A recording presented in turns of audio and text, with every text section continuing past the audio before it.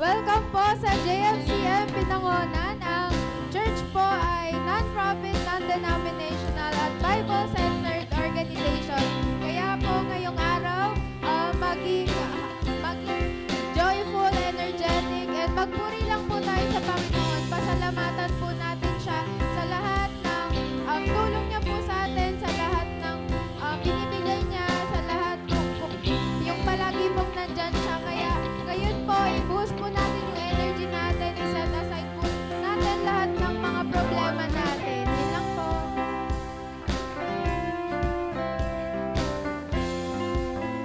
Good morning, church! Handa na po ba ang lahat na magpuri at magpasalamat sa Panginoon? Amen. Amen! Minsan nga po, itaas natin ating mga kamay and let us say, Praise the Lord! Praise the Lord! Praise the Lord! Hallelujah! Tunay na mga kapatid, sama-sama po nating purihin ang Panginoon. Ating siyang awitan at sambahin sa umagang ito sapagkat siya'y mabuti at karapat-dapat sa bawat papuri at pagsamba.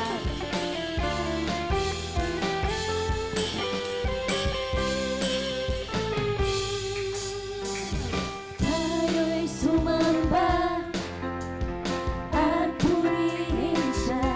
Luwalhatiin ang pangalan niya.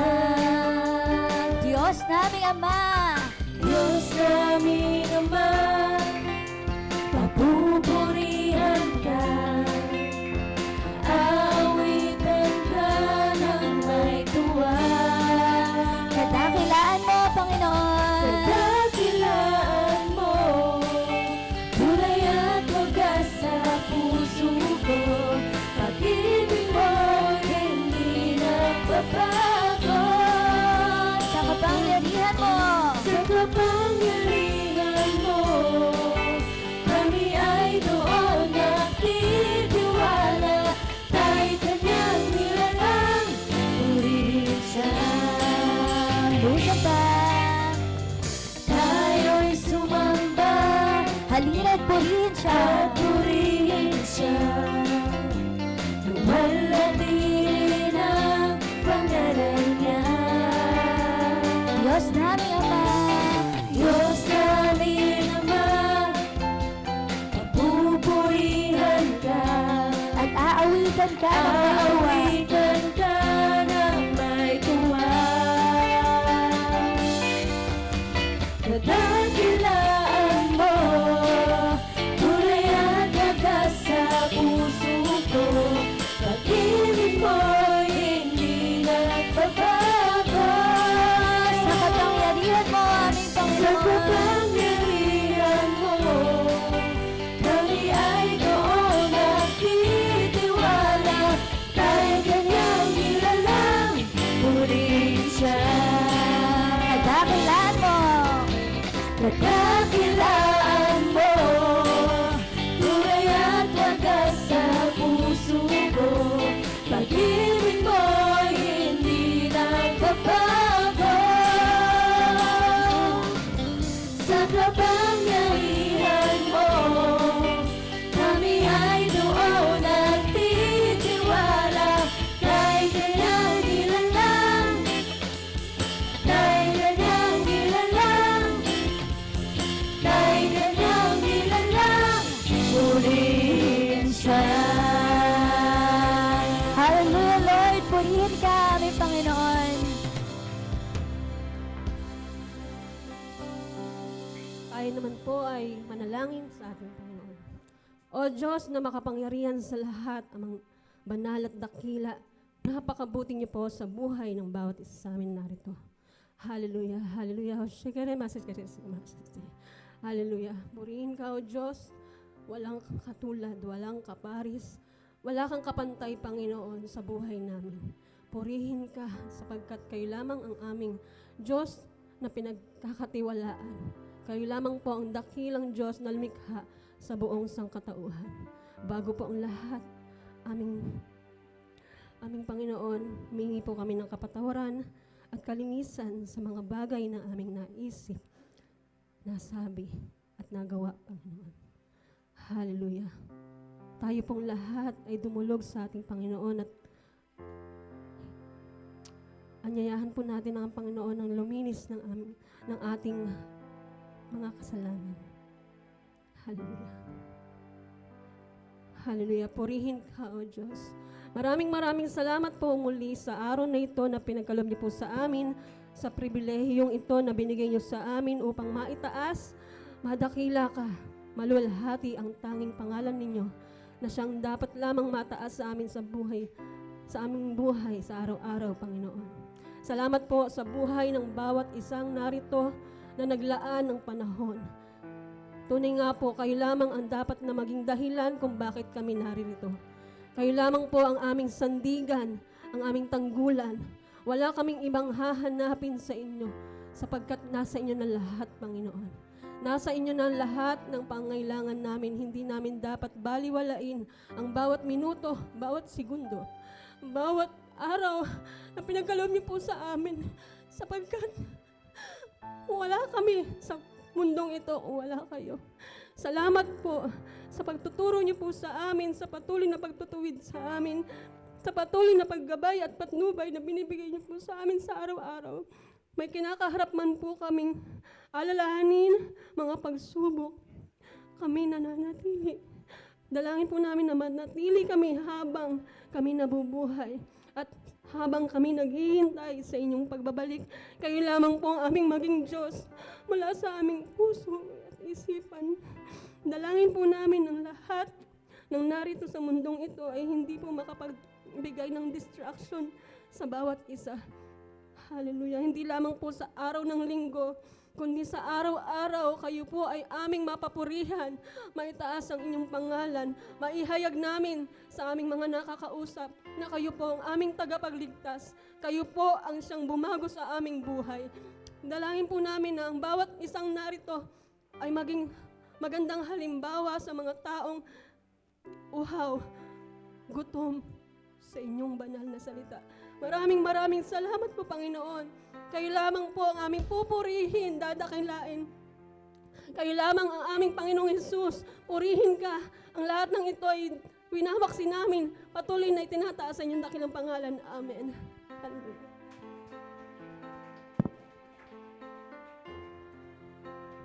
Pakinggan naman natin ang salita ng Panginoon sa awit. 30 po. 1 hanggang 12. Panginoon, pupurihin ko kayo sapagkat ako'y iniligtas nyo. Hindi nyo pinayagang insultuhin ako ng aking mga kaaway. Panginoon kong Diyos, humingi ako ng tulong sa inyo at pinagaling nyo ako. Iniligtas nyo ako sa kamatayan, hindi nyo niloob na ako'y mamatay.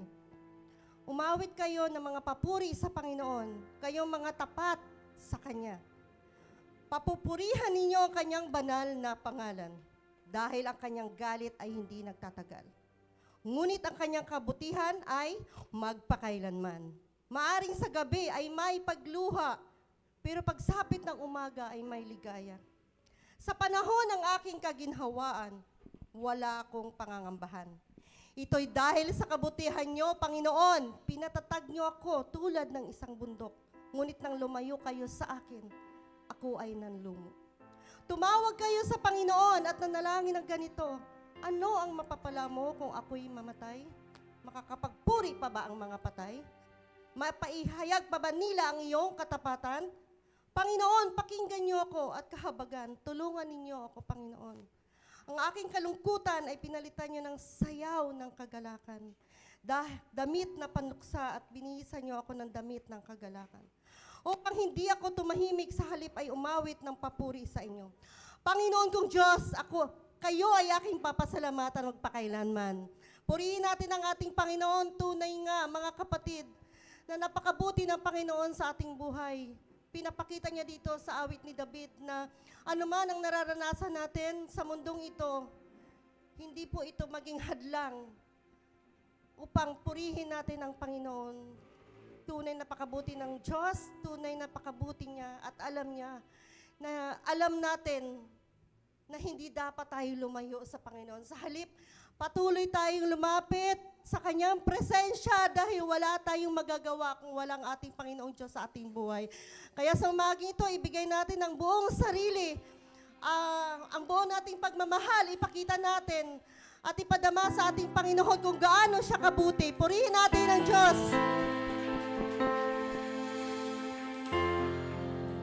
Amen. Tunay nga po na ang mga patay hindi kayang magbigay ng papuri sa Panginoon. Sino po ang makapagbibigay ng papuri sa Panginoon kundi yaon lamang na kanyang binigyan ng hininga, ang kanyang binigyan ng buhay? Sinong makapagpapasalamat sa Panginoon? Hindi po ba yaong kanyang pinakitaan ng mabuti, yaong kanyang lubusang minahal? Kaya naman, church, sa umagang ito, purihin natin ang walang katulad na Panginoon. Purihin natin ang nag-iisang Diyos, ang ating Panginoong Jesus. Hallelujah! Sama-sama natin siyang awitan ng may kagalakan at pasasalamat.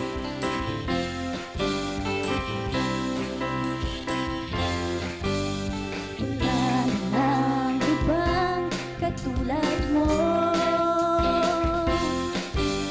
Wala nang iba na hihigit pa sa'yo. Ikaw ang Diyos magpakailanman, ang may likha ng lupa at kalangitan.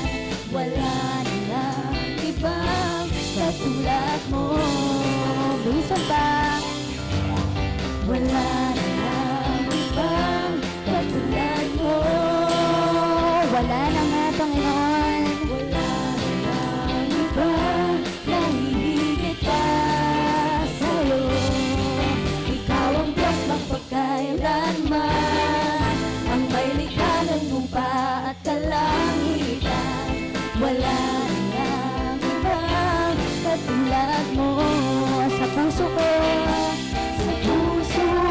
ikaw lamang ang magaiyak ng lahat, ang siyang sumako sa aking kalooban.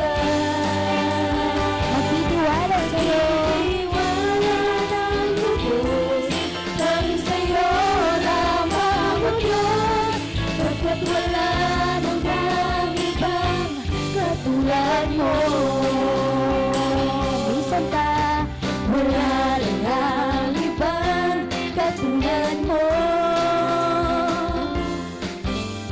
Wala lang iba na hihigit pa sa'yo. Ikaw ang Diyos magpakailanman, ang may likha ng lupa at kalangitan. Wala lang ibang katulad mo. Sa puso ko, ikaw lamang, magaiyak malahan, ang siyang sumakot sa aking kalooban. Makitiwala ng lubos, dahil sa'yo lamang ang Diyos, pagkat wala nang ibang katulad mo. Sa puso mo, ikaw lamang, ang magaiyak malahan, ang siyang sumakot sa aking kalooban. Magtitiwala sa aming Panginoon. Magtitiwala ng lubos, dahil sa'yo lamang ang Diyos, pagkat wala nang ibang katulad mo. Pagpupuri ka sa iba, tanging sa'yo lamang, Diyos na makapangyarihan, magpakailanman. Ang pag-ibig mo'y sapat sa kanino man, pagkat di ka nang babago magpakailanman. Ika'y aking sasambahin, ngalan mo'y sasambihin, pagkat pag-ibig mo ang siyang mahalaga sa'kin. Sa gitna ng kalungkutan, ika'y papupurihan, pasasalamatan magpakailanman. Hallelujah!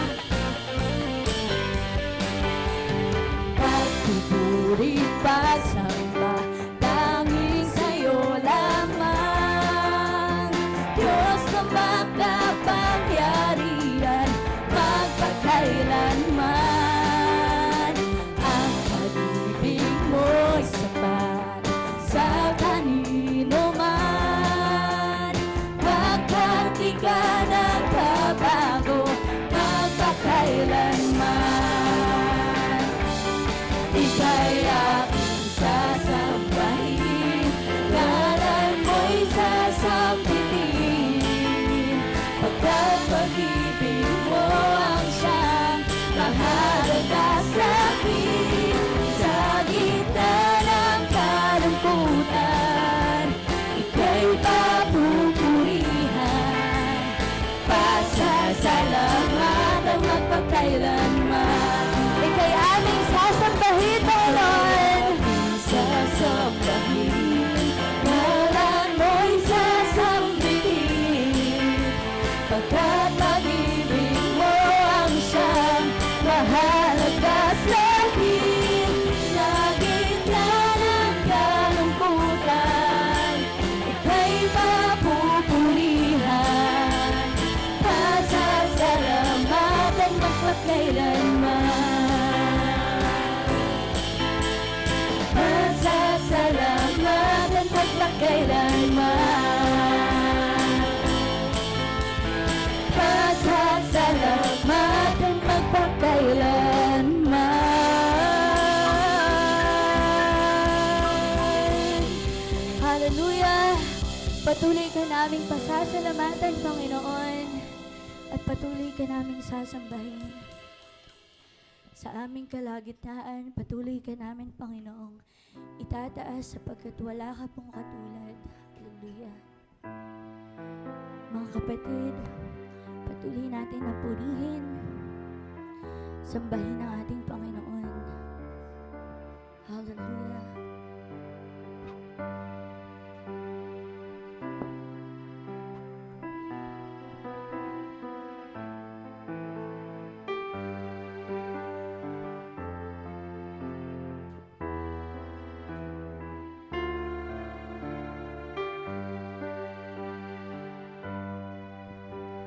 Wala kang katulad, walang gaya mo.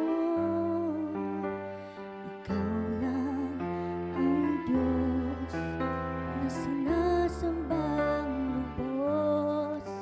Sa paglipas ng panahon, ikaw pa rin hanggang ngayon. Magpakailanman, Panginoon. Wala kang katulad, walang gaya mo. Ikaw lang ang Diyos na sinasambang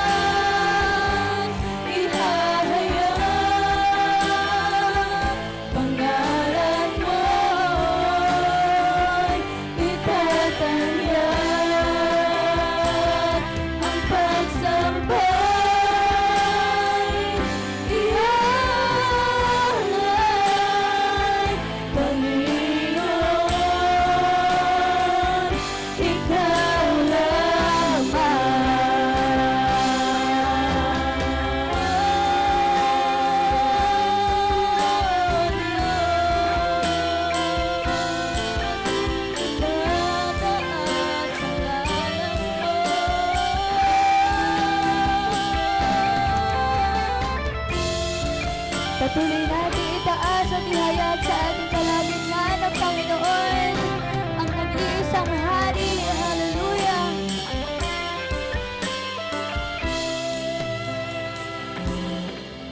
Sa paglipas ng panahon, ikaw pa rin hanggang ngayon, at magpagkailanman, Panginoon, itataas, ihahayag, pangalan mo'y itatalian, ang pagsampay, ihalay,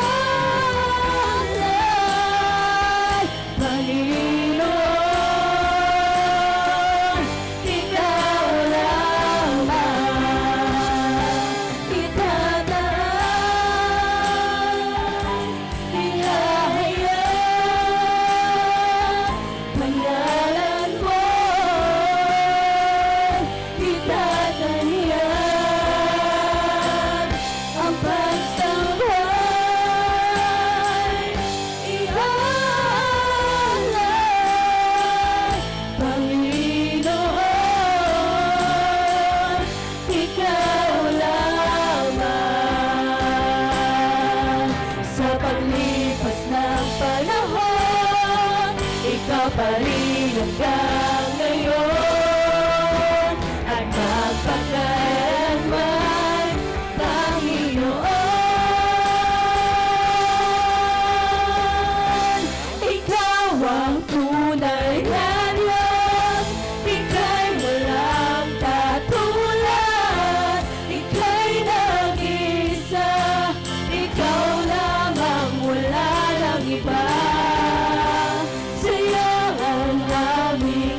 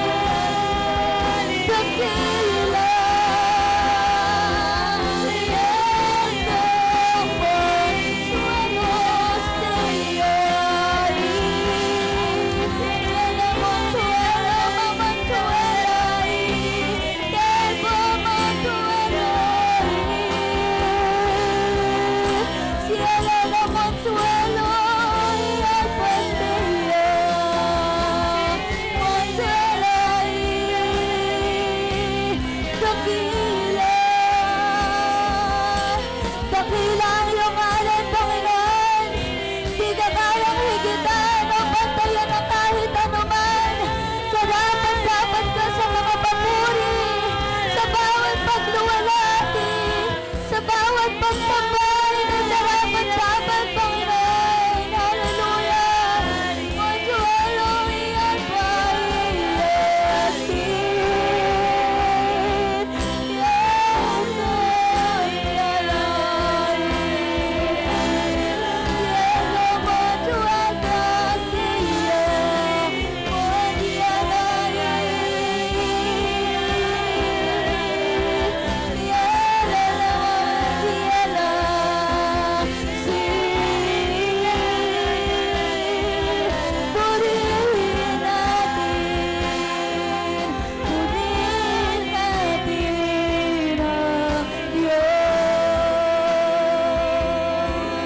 Yes, Lord,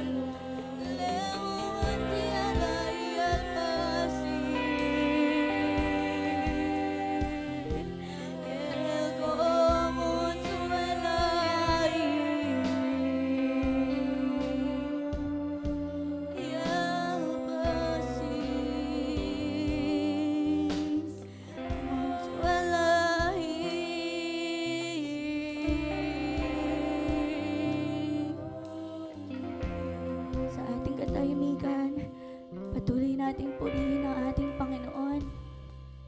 Patuloy nating damin ang kanyang presensya.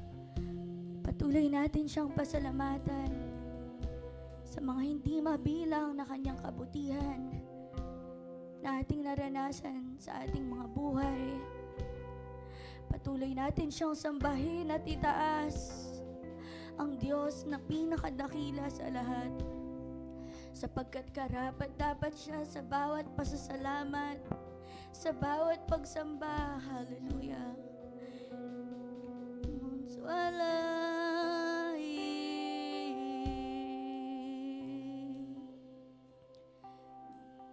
Salamat, O Diyos, ika'y dakila, luwalhati sa lahat, mabuti, elpomon siyalai, monswalahi,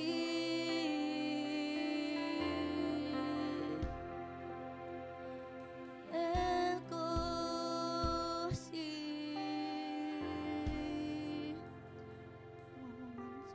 monswalasi,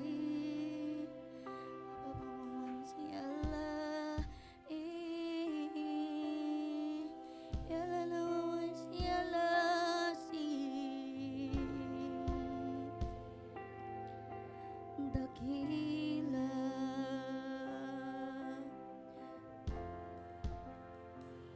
nag-iisang Diyos, salamat,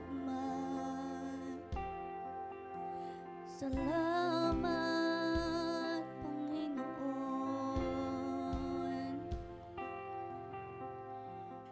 Wala kang katulad, Panginoong Jesus,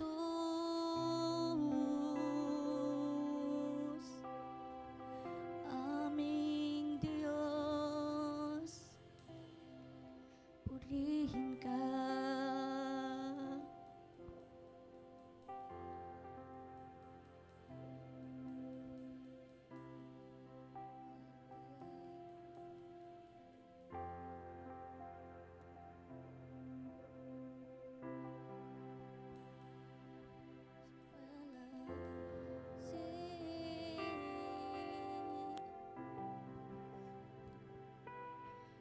Tunay, Panginoon, na wala ka pong katulad at walang gaya mo sa aming mga buhay. Ika'y laging tapat at At ikaw ang Panginoon na hindi nagbabago, noon, ngayon, kailanpaman. Ang bawat salita na iyong sinasaysay ay iyong ginagawa. Ang bawat anak mo na tumatawag sa iyo ay iyong tinutulungan at sinasaklolohan, Panginoon. Ang bawat anak mo na nanghihina, sila'y binibigyan mo ng kapayapaan at ng kalakasan, Panginoon. Ikaw lamang ang Diyos na makakagawa, Panginoon, ng mga imposibleng bagay. Ikaw lamang din, Panginoon, ang dakilang nagmahal sa bawat isa, nagbigay ng katubusan at panibagong buhay, Panginoon. Kaya naman ang bawat isa sa amin ay namumuhay ng may pag-asa, sapagkat may Diyos kami na mabuti sa lahat. Sapagkat may Diyos kami na hindi nagpapabaya. May Diyos kaming matatawagan, Panginoon, anumang oras ng aming buhay, Panginoon. Kaya naman salamat, Panginoon, sa iyong pag-ibig, sa iyong kabanalan sa buhay ng bawat isa, Panginoon. Kami ngayon ay namumuhay at tumatayo, Panginoon, sa iyong dakilang pag-ibig na buo ang aming pag-asa at kumpiyansa na may Diyos na mabuti at buhay na palaging mag-aalaga sa amin. Kaya naman, Panginoon, gamit ang aming mga buhay, patuloy ka namin pupurihin at sasambahin. Patuloy kaming magpapasalamat, Panginoon, sa lahat ng bagay na iyong ginagawa sa aming mga buhay.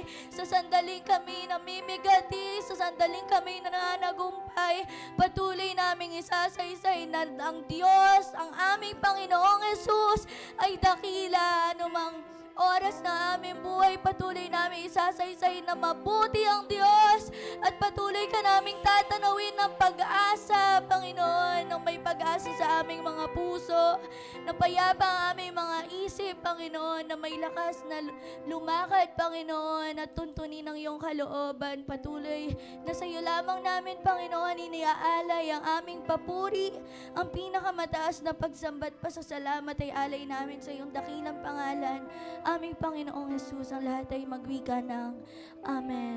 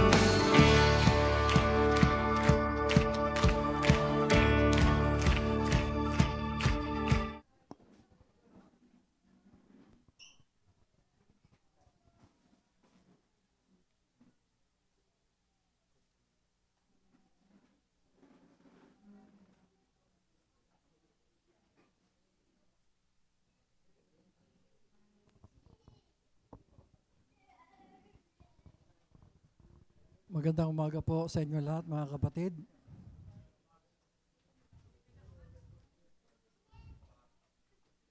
Para po sa ating panimula, pakibasa nga po, 1, 2, 3.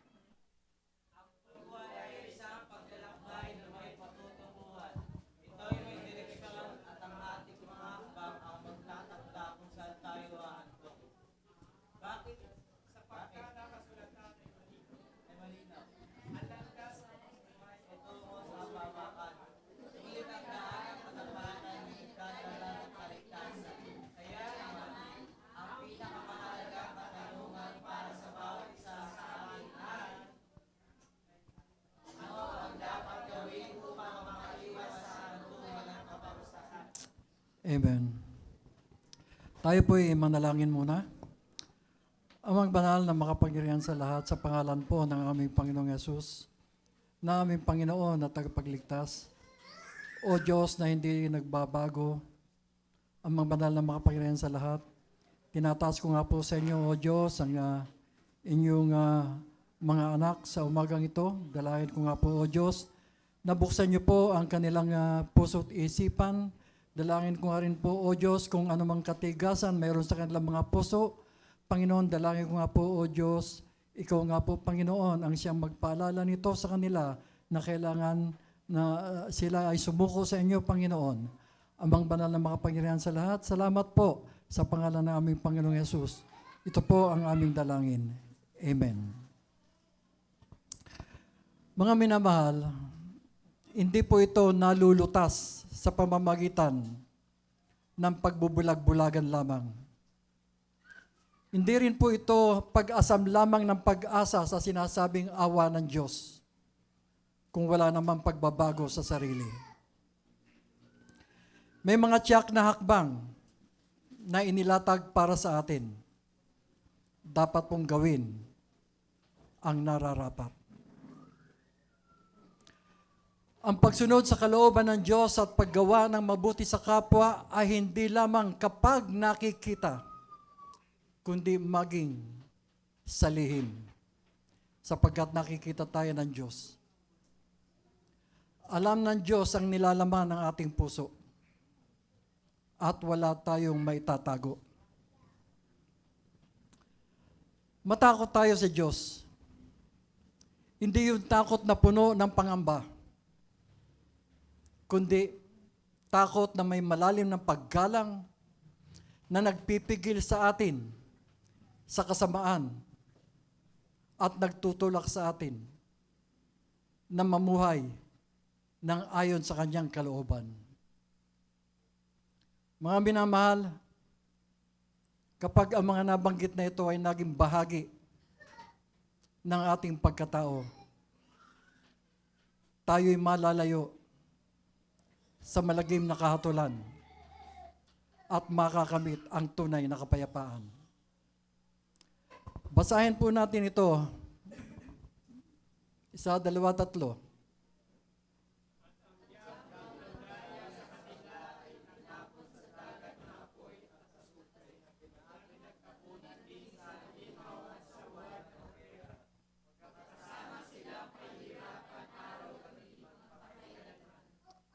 Okay.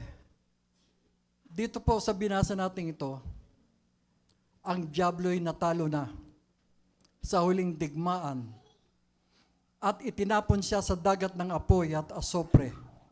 Yun yung tinatawag na lake of fire and brimstone. Napag-aralan din po natin yan noong nakaraang linggo. Sino ang mga ka-fellowship ng diablo roon? Dadatnan po ng diablo ang halimaw.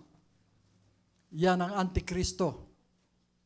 Andon din ang huwad na propeta. So, 3 na sila roon. Sila ang unang mga residente doon. Sila ang mga pioneer sa dagat ng apoy at asupre. Pero magiging komportable kaya sila doon?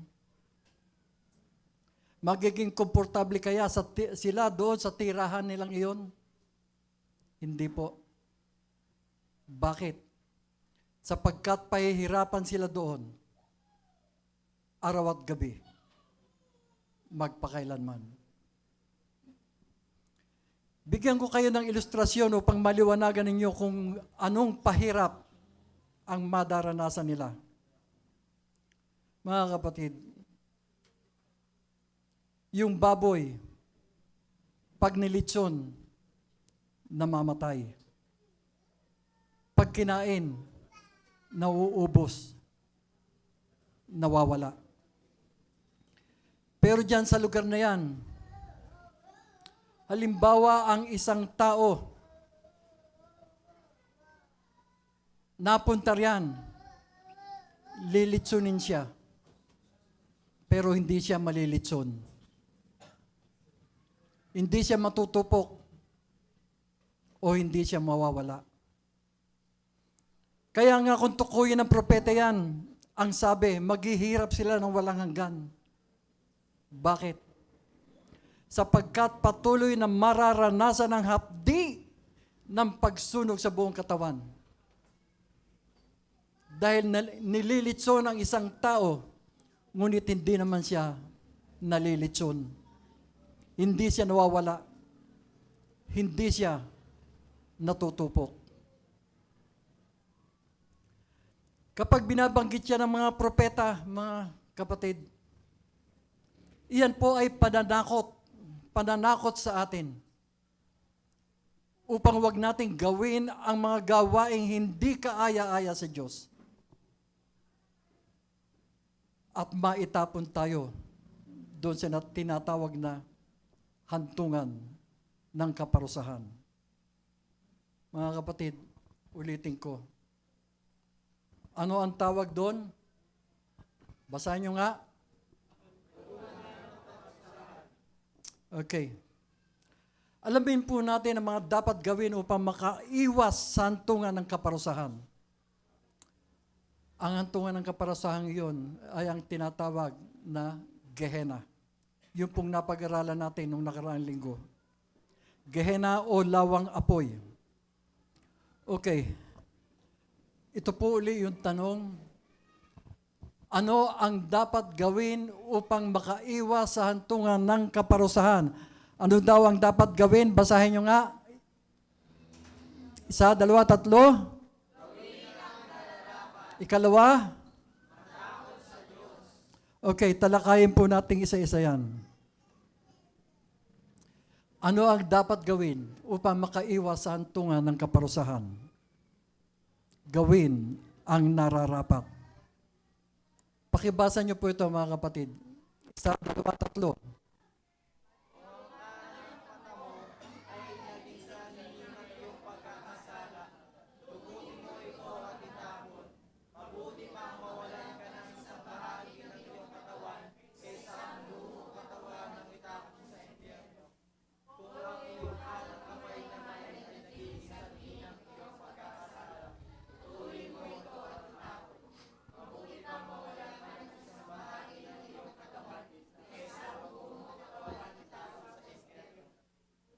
Mga kapatid, ito po ay isang eksaherasyon lang ng Panginoon. Sinasabi ng Panginoon, kung ang kanang kamay mo, tingnan po natin uli yun sa verse 29. Kung ang kanang mata mo ay naging sanhi ng iyong pagkakasala, dukutin mo ito at itapon. Mabuti pang mawalan ka ng isang bahagi ng iyong katawan kaysa ang buong mong katawan ay itapon sa impyerno. Mga kapatid, kung ang kanang mata mo, yung mata, karaniwan, yan ang nagdudulot ng pagkakasala sa isang tao. Mga kapatid, maraming mapagsamantalang Kristiyano raw. Lalo na yung mga lalaking may mga makahalay na pagtingin sa mga kababaihan. Mapagsamantala. Kapag nakita niyang patay na patay o gusto talaga siya ng babae, sasamantalahin niya yon. Tapos, iiwanan. Ewan ko. Baka sa ibang mga magulang, okay lang yon. Hindi nila pangangaralan ng kanilang mga anak.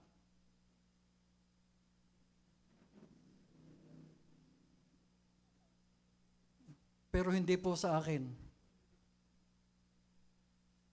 Dahil ako ang itinalaga ng Panginoon dito, tungkulin kong pangalagaan hindi lang ang espiritual ng inyong mga anak, kundi pati kayong mga magulang. Pasensya na po kayo. Kung minsan may pinagsabihan ako, isang kabataan, nagalit sa akin, nagalit din sa akin ng mga kapatid. Ewan ko kung nagalit sa akin ang mga magulang dahil pinagsabihan ko. Hindi niyo po mayaalis sa akin yun. Sapagkat ang gusto ko ay lumago sa pananampalataya ang inyong anak. May karapatan akong pangaralan siya.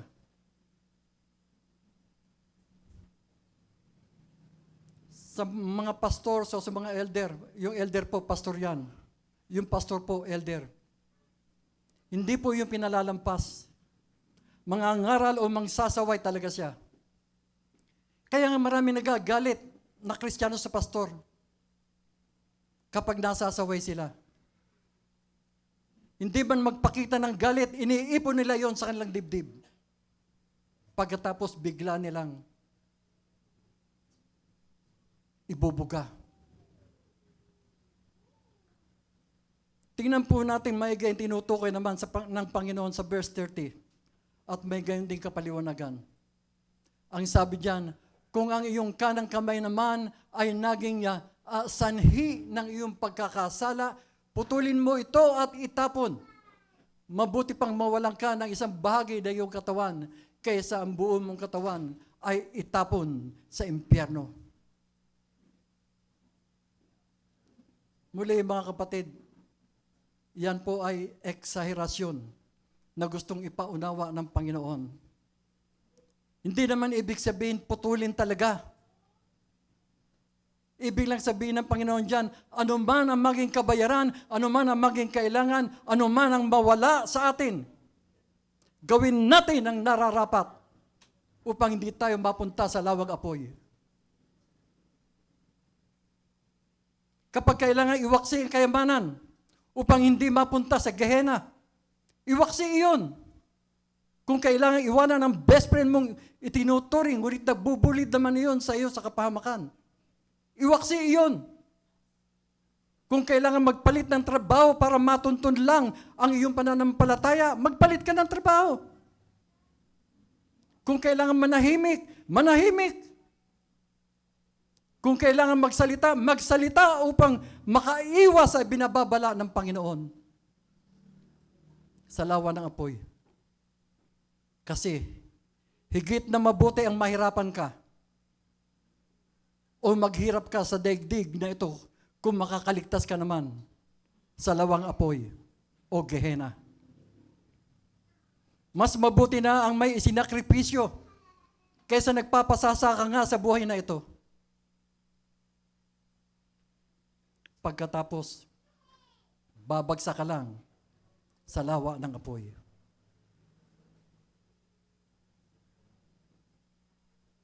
Alam niyo yan? Paulit-ulit natin pinag-aaralan dyan. Alam ng bawat isa sa inyo yan. Kaya kapag pinili mo talagang hindi sumunod sa Panginoon, ikaw ang nagdesisyon. Hindi iba. Pag ikaw ang nagdesisyon, alam mo kung saan ka mapupunta. Sapagkat pasama ka ng pasama pagka hindi ka nagbabago. Kristiyano ka man, sa Gehenna ka pupunta. Mga kapatid, sabihin ko po sa inyo, hindi po kayo kayang kalabanin ng kahit sino mga elders. Kahit na ang mga ito ay sinsirado sa kanilang pangangalaga sa inyo. Kung ayaw ninyong magpaalaga sa inyong espiritual, kung ayaw ninyong magpasaway, kung ayaw ninyong magpasakop, wala po sila magagawa. Hindi rin nila po pwedeng lubusan pakialaman ng mga tinatago ninyo. Kahit na may nasisilip sila sa inyong mga lihim. Hindi rin po pwedeng sansalain kayo ng lubos. Bagamat i-review kayo, pagsasabihan kayo, kapag talagang matigas ang ulo nyo at pag napagtanto ng elder o pastor na talagang wala silang magagawa sa inyo, pababayaan na lang kayo. Susuko yan sa inyo. Magsosorry pa siya sa inyo. Kahit na ikaw ang may mali. Alam kasi ng elder o pastor na hindi ka patatalo.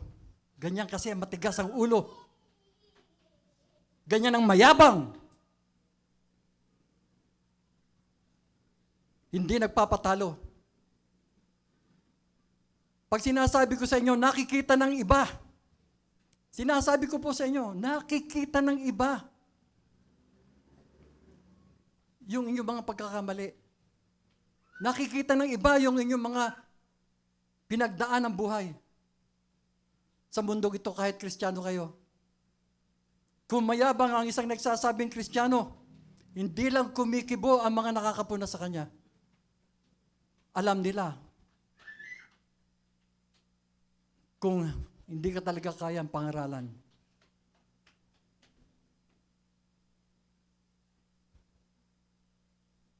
Pero ito yung sinasabi ko, kapag may ganyan sa atin, hindi magbabago. Titigas lalo ang kanyang kalooban. Pasama ng pasama kaysa dati. Payabang ng payabang kaysa dati. Lalong titigas ang ulo niya kumpara sa dati. At kapag ganon, saan ka hahantong? Kung hindi ka nababago. Kung pasama ng pasama. Sa Gehena. Sa lawang apoy. Tingnan po natin ito mga kapatid. 1, 2, 3. 1, 2, 3.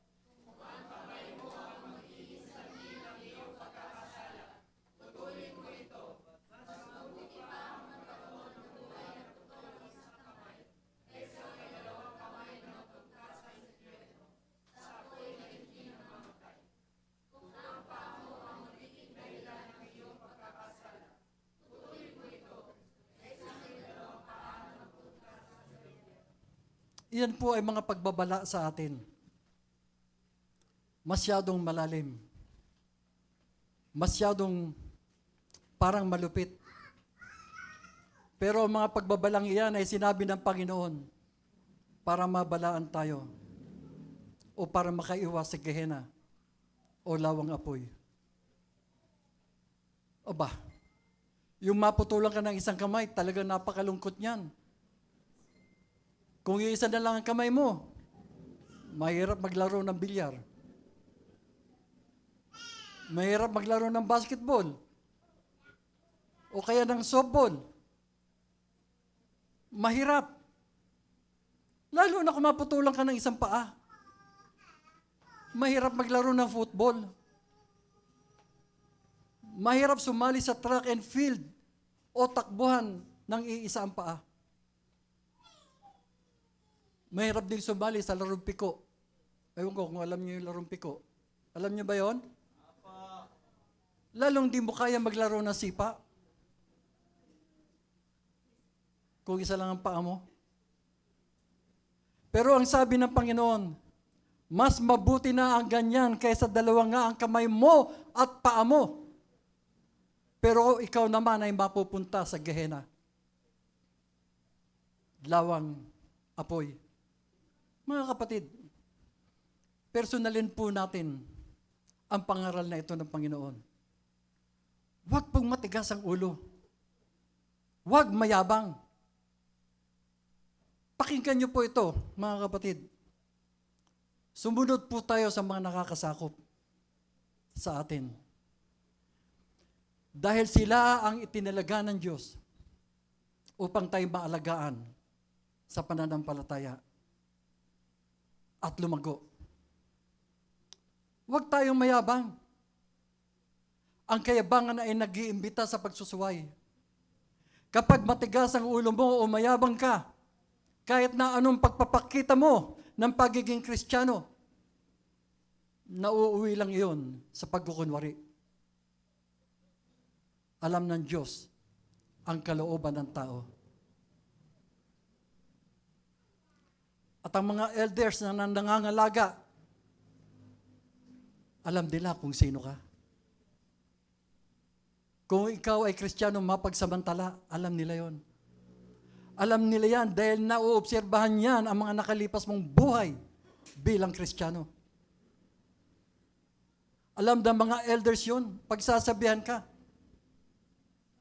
Pero ikaw naman, dahil nagmamalinis, hindi mo aaminin yun. Magtatanim ka pa ng galit. Babaliktarin mo pa ang nagsabi sa iyo, ang nangaral sa iyo. Ang ganyang Kristiyano hindi nakakaintindi sa dapat sundin. Ipipilit niya na ang pastor ang may kasalanan. Pero sa totoo lang, matigas lang talaga ang ulo niya.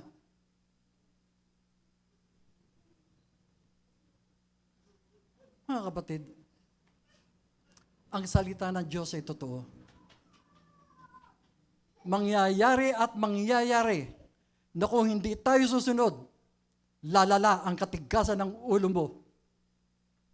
Lalala ang katigasan ng Kristiyanong ganyan. Yayabang at yayabang.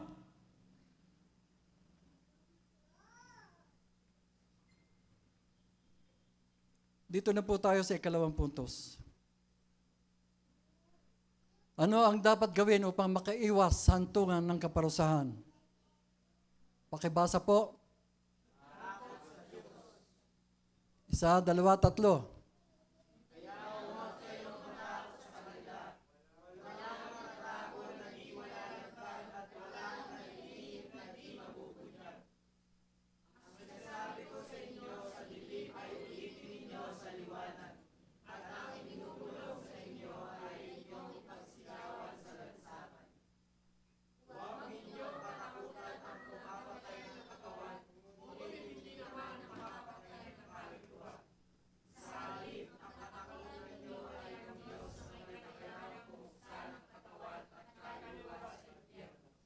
Huwag daw matakot sa kung sino man. Huwag daw matakot sa pagbabanta. Huwag daw matakot sa mga kumikitil ng buhay. Mga kapatid, bakit tayo matatakot? Kung mabawasan o umikli man ang ating buhay dito sa daigdig, ano? Di makakasama na natin agad ang Panginoon. Tanungin ko kayo, sino sa inyo ang gustong mabuhay ng 150 years old? O kahit 100 years old na lang? Meron ba sa inyo na may gustong mabuhay ng ganyan? 100 years old? Meron ba?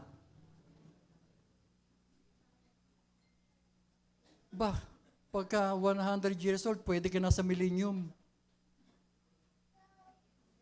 Sa millennium, yung 100 years old. Bata pa lang yon. Pero sabihin ko sa inyo, listen to this, church.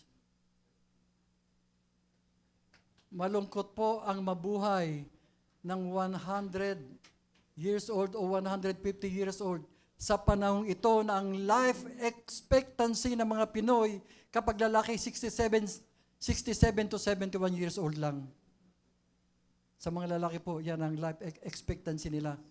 At ang mga babae naman, mas matagal ng konti, 73 to 78 years old. Malungkot po ang mabuhay ng 100 years old. Hello, church. Are you still listening? Biruin mo, kung ikaw ay mga 100 years old na, yung mga mahal mo sa buhay, yung mga kaibigan mo, yung mga kakilala mo, isa-isa nang nawawala. 103 years old ka na. So yung mga kaibigan mo, yung mga mahal mo sa buhay, wala na sila. Hindi ba malungkot yun? Ang lungkot doon. Tapos, nararamdaman mo na parang estranghero ka na. Nawala na kasi yung mga kasabayan mo, yung mga kabiruan mo, yung mga katropa mo. Tsaka tingnan mo yung mga apo mo. Hindi ka nila maintindihan. Hindi ka na nila maintindihan ng mga apo mo. Pag nag-joke ka, sasabihin sa'yo, corny mo, lolo.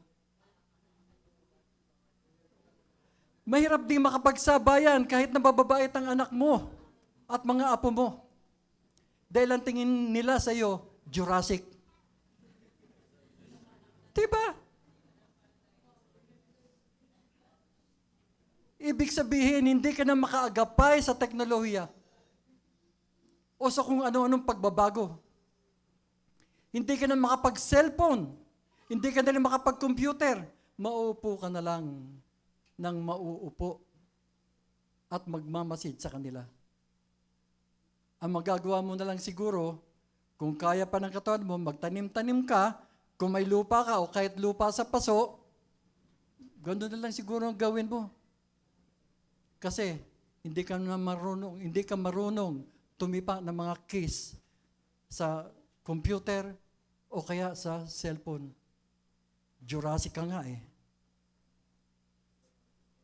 Malungkot na malungkot ang buhay mo kapag ganon. Mga kapatid, huwag nating masyadong mahalin ang buhay na ito sa lupa. Ang mahalin natin yung buhay na mapapasa atin kasama ang Panginoon. Pasalamat kayo kung kayo mga bata pa o bata-bata pa. Pero alam nyo ba yung mga matatanda na pagising sa umaga, hirap na hirap tumayo. Hindi ako yan, ha? Kailangan itukod mo muna ang mga kamay mo upang makabangon sa higaan. Ang hirap ding matulog. Siguro ako yan. Hindi makatulog. Magbibilang ka muna ng mga tupang tumatalon sa koral para makatulog. Pero minsan, nakaka2,000 tupa ka nang nabibilang, hindi ka pa rin inaantok. Hanggang nakalimutan mo na ang pagbibilang. Pero buhay na buhay pa ang diwa mo. Pasalamat yung mga bata-bata pa. Yung pagtulog sa gabi, walang problema sa kanila. Wala silang problema dahil paglapat ng likod nila, tigil na ang pag-ikot ng mga planeta. Yung iba, paglapat ng likod nila, hindi makakaila, natulog na sila. Parang may eroplanong lumilipad kung maghilik. Kumisan, naririnig pa ng mga kapitbahay. Mga kapatid, ulitin ko, huwag katakutan ng anumang pagbabanta sa buhay natin sa daigdig na ito. Huwag katakutan ng kamatayan. Huwag nating katakutan ng kamatayan. Ang dapat nating katakutan ay ang Diyos na may kakayahang pumuksa sa katawan at kaluluwa ng tao. At kaya magdala sa tao sa Gehenna. Kaya nga mga kapatid, kung ano man ang mga nagiging sani para mapariwara ka at mapunta sa Gehenna o lawa ng apoy, tanggalin yun sa buhay. Tanggalin po. Kung may girlfriend ka o boyfriend ka, pero hindi naman believer, pero kung saan-saan ka inaaya upang ikay magkasala, layuan mo yan. Dadaling ka niyan sa pagkakasala. Pero huwag kang manliligaw ng hindi mananampalataya. Ang mangyayari diyan, pagsasamantalahan mo lang. Tapos iiwanan.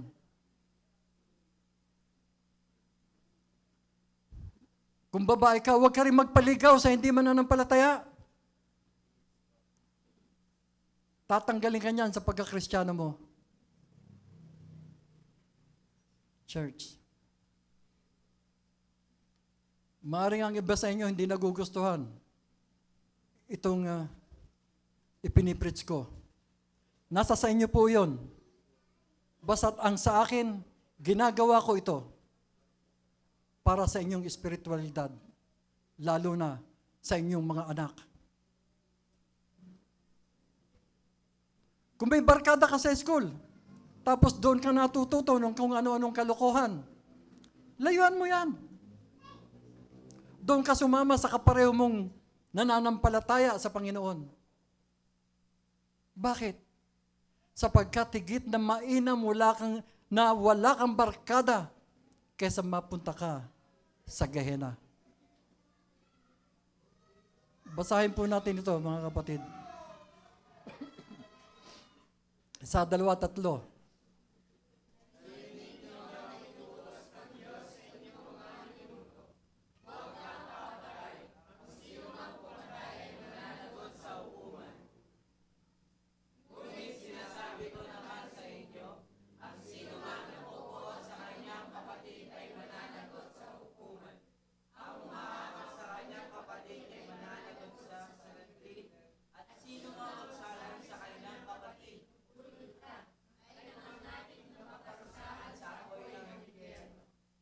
Mga kapatid, Sino ang nangangaral dito? Sino? Ang Panginoong Yesus. Sino ba nga pinangangaralan niya? Ang mga Hudyo. Sabi po sa verse 22,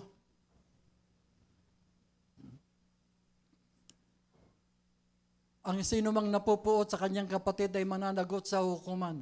Ang humahamak sa kanyang kapatid ay mananagot sa Sanhedrin. At sino bang nagsabi sa kanyang kapatid, ulol ka, nanganganib na maparusahan sa apoy ng impyerno. Nanganganib daw na maparusahan sa apoy ng impyerno. Ang salim po dyan ay apoy ng impyerno. Actually, Gehenna po ang tinutukoy dyan. Yung impyerno, apoy doon sa degdeg ng mga patay. Hindi pa po yun ang lawa ng apoy o Gehenna. Okay, may mga pangyayaring ganyan sa buhay na ito. Di ba? Kapatid na pupuot sa kapatid. Magkakapatid hindi nag-uusap. Kuminsan nagbabatuhan pa ng sumpa. Okay, pagpalagay na, pwede ka na bang tumutol kung may katwiran ka at sabi mo kung anong palagay mo ang tama, pero huwag kang mag-iipon ng puot sapagkat nanganganib ka sa Gehenna.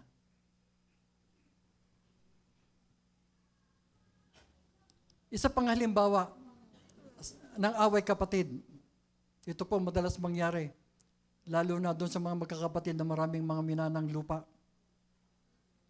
Ang dahilan ng kanilang pag-aaway, yung sukat ng kanilang lupa. Ang hirap ng ganun, di ba? Magkakapatid kayo, magpagpinsan, magkakamag-anak, pero dahil sa lupa, hindi kayo nagkikibuan.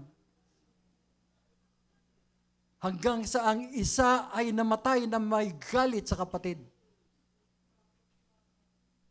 Dahil halimbawa, sa 50 square meters lang na sukat ng lupa. Kaya yung iba, pag nagre-reunion, yung mga pamilya, mga magkakamag-anak, na may mga lupain, pag nagre-reunion sila, alam nyo ang paborito nilang laro? Ha? Agawan ng lupa. Na-imagine nyo ba yun? Nag-aaway kayo magkakapatid o magkakamag-anak dahil sa lupa.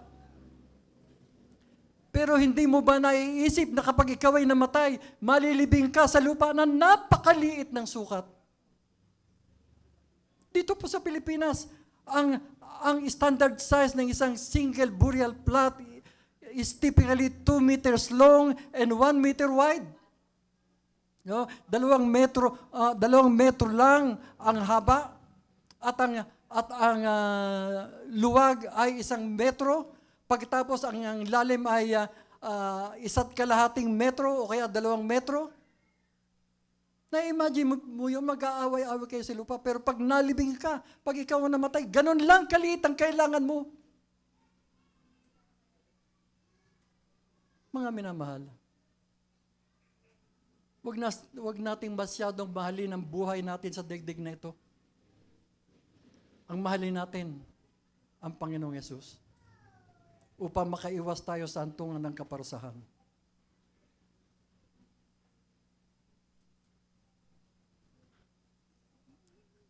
Tiyak po sa Panginoong Yesus kung saan nahantong ang mga suwail.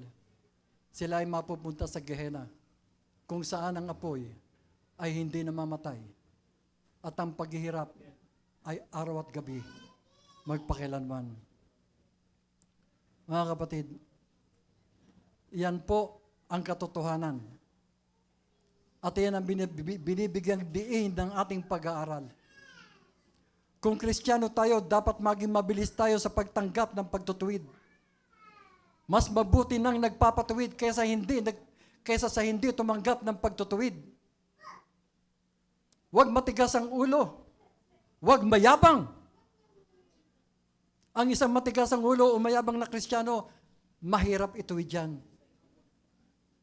Dahil sa katigasan ng ulo ng Kristiyano, hindi niya tatanggapin na may dapat ituwid sa kanya. Ganyan ang mayabang. Babae man o lalaki. Ang isang matigas ang ulo o mayabang na Kristiyano, napakahirap magpasakop. At kung hindi yan magpapasaway, lilipat siya ng ibang church. Maghanap ng pastor na hindi siya sasawayin. Hindi siya papangaralan. Ganyan po ang gagawin niyan. Pero sasabihin ko sa inyo, kapag ganyan ang isang Kristiyano, may kahantungan ng ganyang uri ng nagsasabing Kristiyano kung hindi magbabago. Saan yun? Sa Gehenna o lawa ng apoy. Ang hantungan ng kaparusahan. Magandang umaga po muli sa inyo lahat.